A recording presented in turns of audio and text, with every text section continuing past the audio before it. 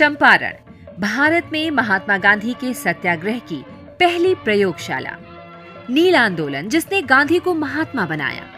चंपारण नील सत्याग्रह की अनकही कहानी रण चंपारण। आकाशवाणी की विशेष प्रस्तुति रण चंपारण में सुनिए आज की कड़ी।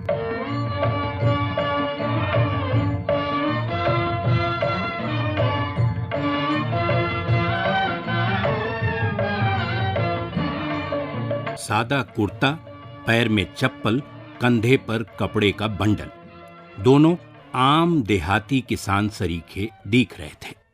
शहर की गहमागहमी छोड़कर हावड़ा रेलवे स्टेशन पहुंचे तो किसी को सही अंदाजा नहीं था कि यात्रा का अंत कहां होगा। उनके पास तीसरे दर्जे के 2 टिकट थे। पहला पड़ाव था बांकीपुर। ट्रेन आई तो अपेक्षाकृत कम भीड़ भाड़ वाला डिब्बा देखकर राजकुमार शुक्ल और महात्मा गांधी उसमें बैठ गए। शुक्ल अपने मकसद में कामयाब हो गए थे। चंपारण अब बहुत दूर नहीं था। शुक्ल अच्छी तरह समझते थे कि वे किसके साथ यात्रा कर रहे हैं, लेकिन गांधी अब तक उन्हें और उनके मार्फत चंपारण की पृष्ठभूमि जानने का प्रयास कर रहे थे। सफर में गांधी को एहसास हो गया कि चंपारण को ठीक से देखने समझने के लिए राजकुमार शुक्ल पर्याप्त नहीं होंगे। उनके पास जानकारियां थीं, पर वैसे विवरण नहीं थे जिनकी दरकार गांधी को थी। कई सवालों पर उन्होंने केवल इतना कहा, वकील बाबू से पूछकर बताएंगे। 10 अप्रैल 1917 गाड़ी समय पर बांकीपुर पहुंची। हालांकि धूप में तेजी थी, मौसम साफ था। अगली गाड़ी कई घंटा बाद आने वाली थी, इसलिए शुक्ल महात्मा गांधी को शहर के सबसे बड़े वकील के घर ले गए, जिन्हें वो जानते थे। वो घर बाबू राजेंद्र प्रसाद का था, जो उस समय पटना में नहीं थे। कलकत्ता अधिवेशन में हिस्सा लेने गए थे। शुक्ल ये बात जानते थे, पर उन्हें उम्मीद थी कि आओ भगत में कमी नहीं होगी, क्योंकि वे महात्मा गांधी को साथ लेकर आए हैं। शुक्ल ने गांधी को हमेशा, बल्कि पहले दिन से महात्मा कहकर संबोधित किया। अपनी डायरी में भी वही लिखा। वे रोज कैथी लिपि में डायरी लिखते थे और 10 अप्रैल के पन्ने पर उन्होंने गांधी के लिए 3 बार महात्मा शब्द का इस्तेमाल किया। लिखा, मोकाम रेल, वो पटना, वो मुजफ्फरपुर, शामिल महात्मा गांधी जी। सुबह रेल पर हुई, 10 बजे दिन को पटना उतरे, राजेंद्र बाबू के डेरे पर आए, स्नान भोजन किया। 3 बजे शिवहर तार महात्मा ने मुजफ्फरपुर वो दरभंगा भेजा, ब्रजकिशोर जी के पास। कलकत्ता कांग्रेस में महात्मा गांधी और राजेंद्र प्रसाद संयोग से अगल बगल बैठे थे। स्वभाव से संकोची राजेंद्र बाबू ने गांधी से कुछ नहीं पूछा और उन्होंने अपनी ओर से कुछ बताया नहीं। कई घंटे की सोहबत में चंपारण का हवाला ही नहीं आया। पता नहीं चला कि महात्मा वहां से उठकर पटना, और वो भी उनके घर जाने वाले हैं। राजकुमार शुक्ल से बात नहीं हुई, हालांकि वो आसपास थे, बैठक की वजह से अंदर नहीं आए। राजेंद्र प्रसाद की पोती तारा सिन्हा ने कहा, अगर बात हुई होती तो वो बिल्कुल नहीं होता जो पटना में हुआ। जब मीटिंग समाप्त हुई और गांधी जी बाहर निकले, राजकुमार शुक्ल वहाँ उनका इंतज़ार कर रहे थे और वहीं से वे लोग निकल गए पटना के लिए।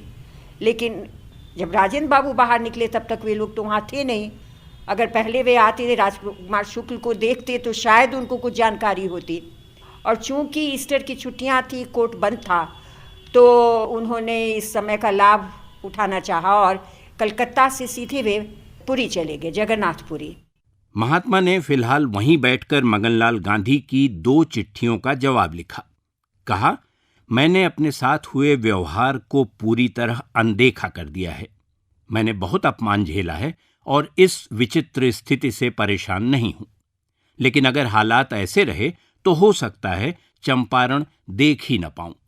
जो आदमी मुझे यहां लाया है कुछ नहीं जानता। दूसरा कोई आदमी नजर में है नहीं और मैं ऐसी स्थिति में नहीं हूं कि खुद राह तलाश कर सकूं।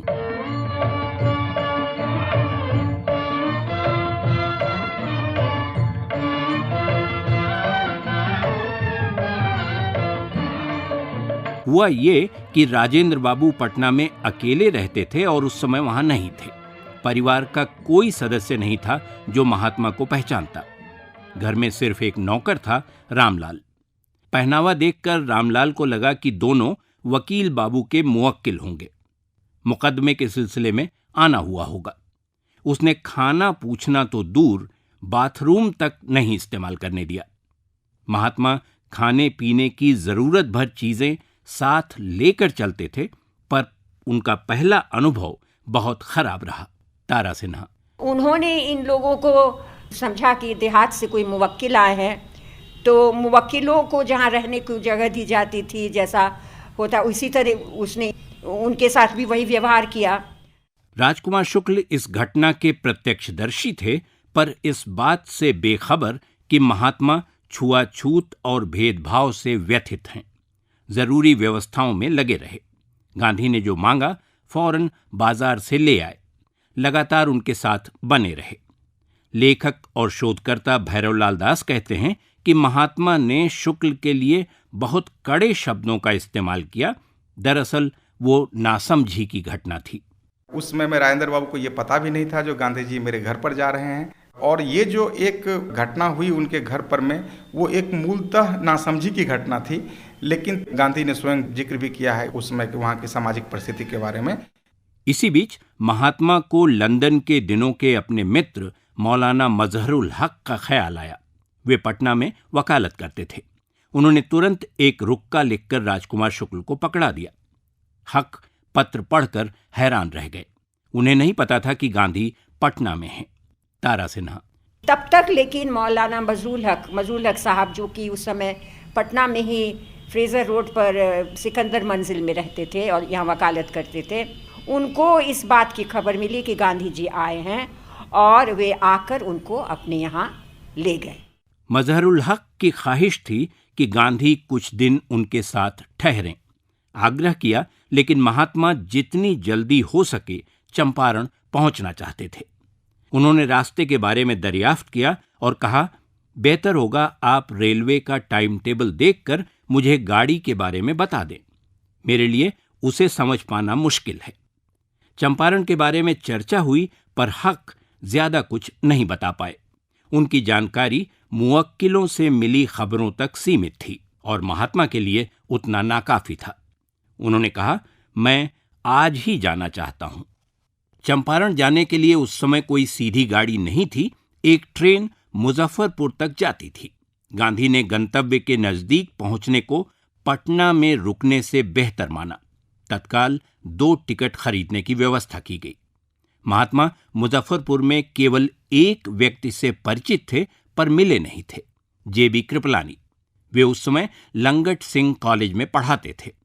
गांधी के आने की सूचना तार से भेजकर मजहरुल हक ने उन्हें बांकीपुर स्टेशन पहुंचा दिया। ट्रेन रात 8 बजे की थी।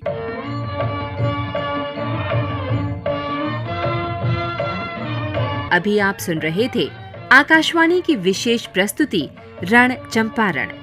परिकल्पना, शोध, आलेख और स्वर मधुकर उपाध्याय।